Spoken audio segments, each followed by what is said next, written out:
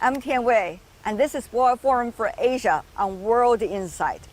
Participants at the forum know very well that we're fighting several wars all at the same time. The pandemic, the uncertain economic recoveries, the geopolitical complexities, and the dramatic societal changes. How to function at a time when you do not know what is the way out and there's no magic remedy. I asked that question to Peter Maurer, the president of the International Committee of the Red Cross, an international organization that handles crises on a daily basis. Mr. Maurer, what a pleasure to see you. It's been a while. Yes, thanks a lot for having me again in your TV. I look forward to our conversation. How much your work these days are actually having to do with the consequences of COVID-19?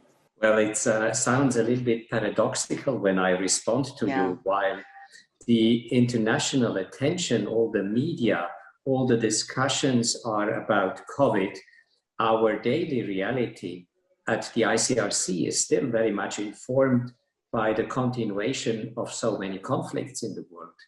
You may have seen that I have just been recently in Syria, in the Sahel, in Mozambique.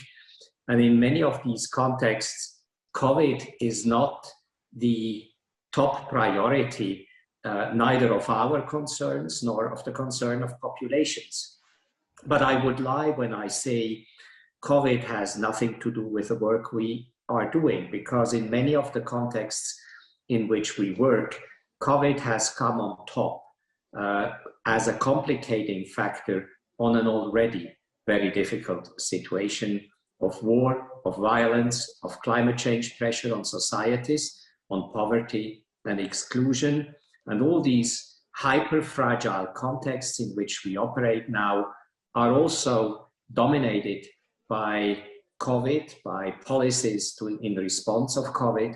And this, of course, has a big influence. But to give you a number, 10% of what we are doing is related to COVID, but a lot of other problems persist, and we continue to focus on these problems as well. It's very important that you focus on those problems, Mr. Maurer, because all the troubles doesn't come in single form, isn't it? While the pandemic is still spreading around, other issues have not been resolved. I want to quote you when you were visiting one of those refugee camps in Syria. And here's what you said, quote, "It's a scandal that the international community is allowing such a place to continue, that the situation continues not because of insurmountable humanitarian problem, but because of political divergences which prevent finding a durable solution to the problem that have been people that have been stranded here in northeast Syria." Tell me more about what you saw. Well, what disturbed me enormously when I visited this camp is, of course, that there are two major problems which we are confronted with. On the one side, this is a camp in which you have women and children who came out of the battle against Islamic State in Barghouth and for 2 years now have been in these camps.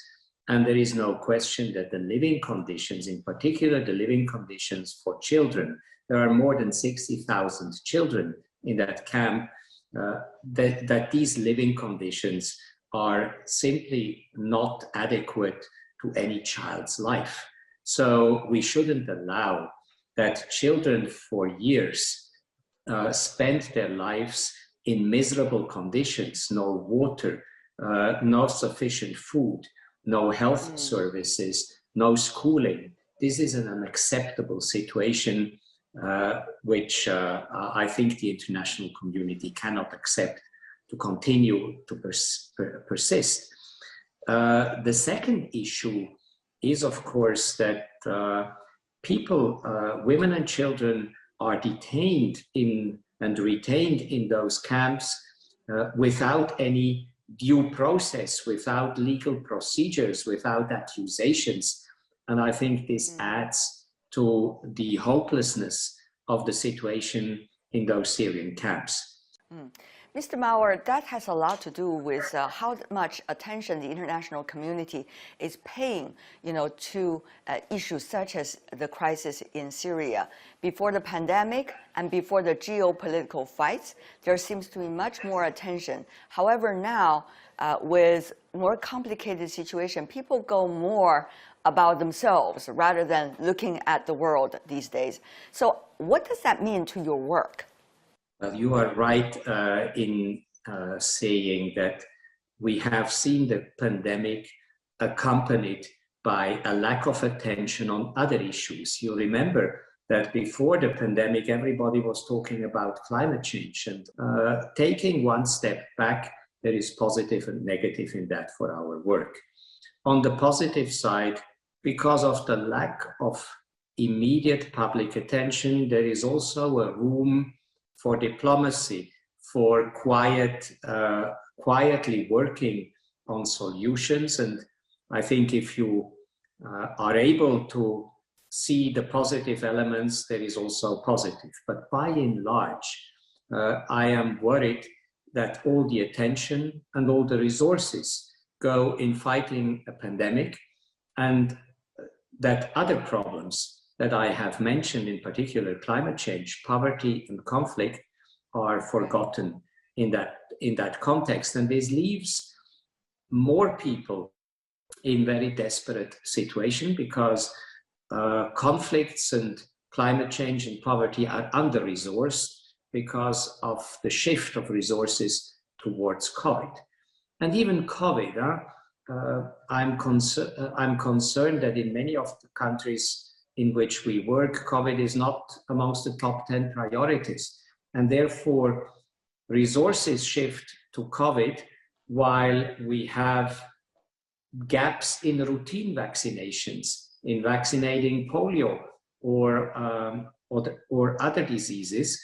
And this is another concern. So we live in a world of a lot of distortions, and there is an increasing discrepancy between public attention, allocation of resources, and the real dimension of problems. And this leads to a sense of inequity and injustice with many peoples, and that's what our core worry is. But you see, the problems are being repeated in different forms only. You have the gap between the rich and the poor, you have problems with refugees, you have a lot of issues in the world in war zones. And now it is being reflected in the COVID issue as well. For example, vaccine, isn't it, Mr. Maurer? I'm sure many of the countries you visited, the camps that you were, interacting with earlier, they do not have access to the vaccines. In fact, many of the developing countries do not even have a dose of vaccines. So it seems that it's the same question just being repeated in different forms these days.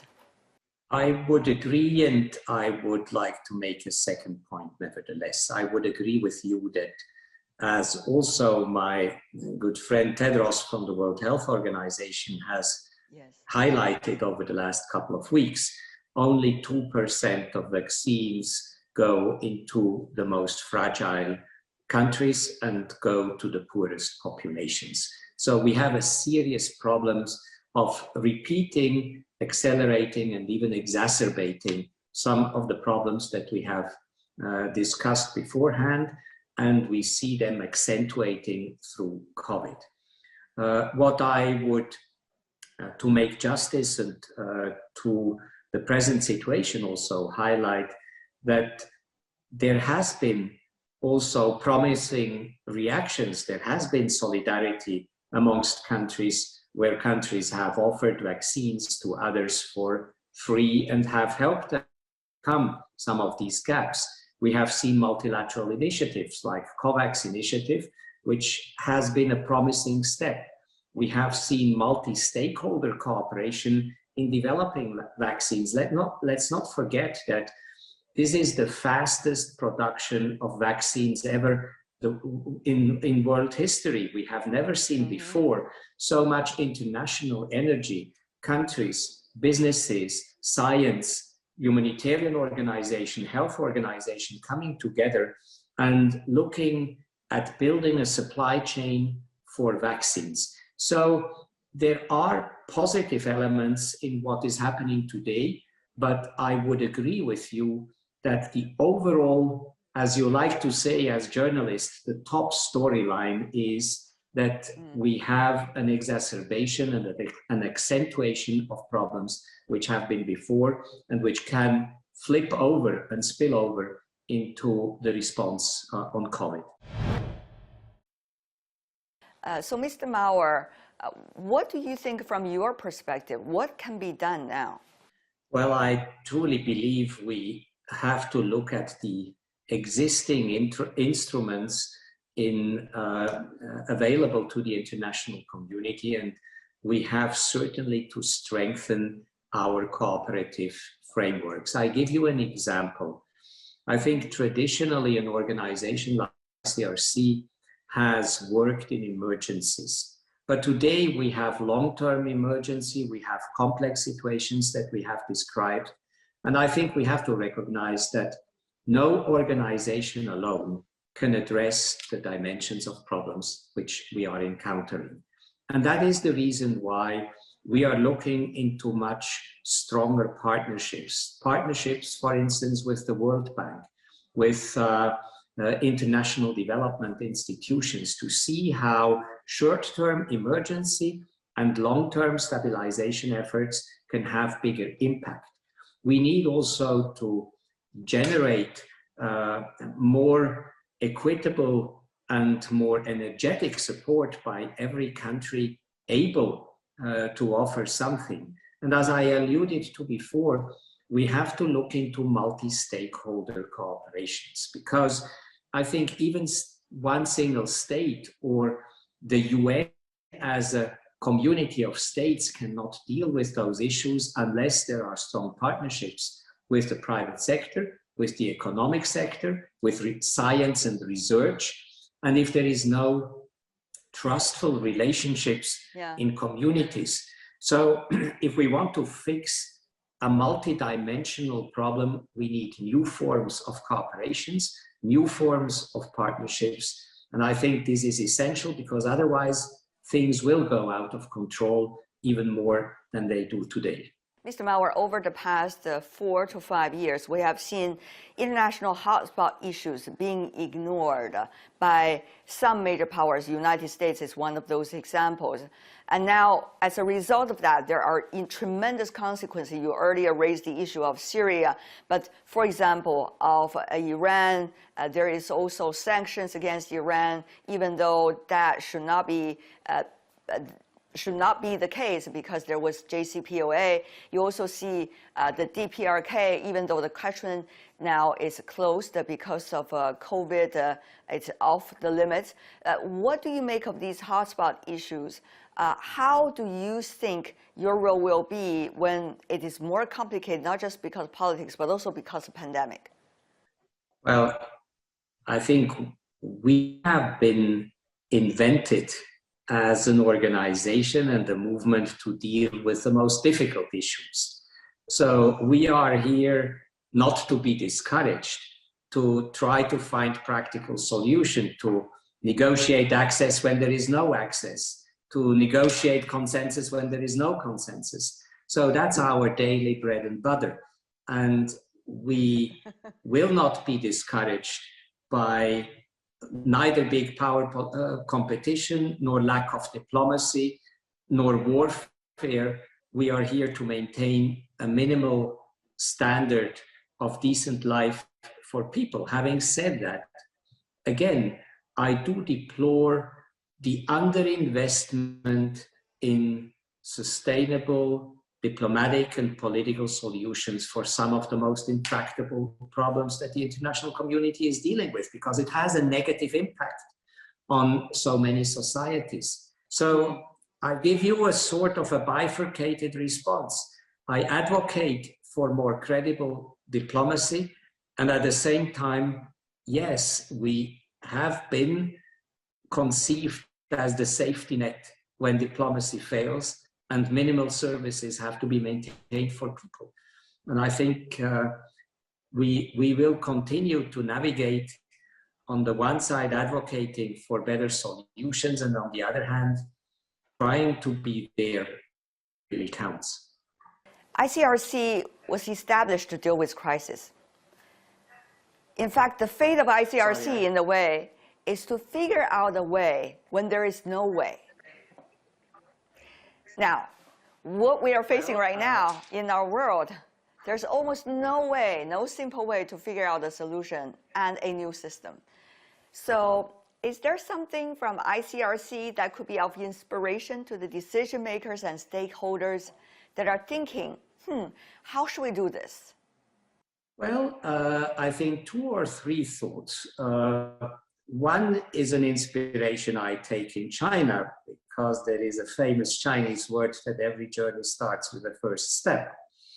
And I think it is important to be pragmatic and to have first steps, and not only to design the bright future in 100 years. And ICRC has been a very pragmatic organization trying to do first steps all over. The second thing I wanted to offer as inspiration is really that instead of looking at systems which are difficult to reconcile, we should really find solution close to people.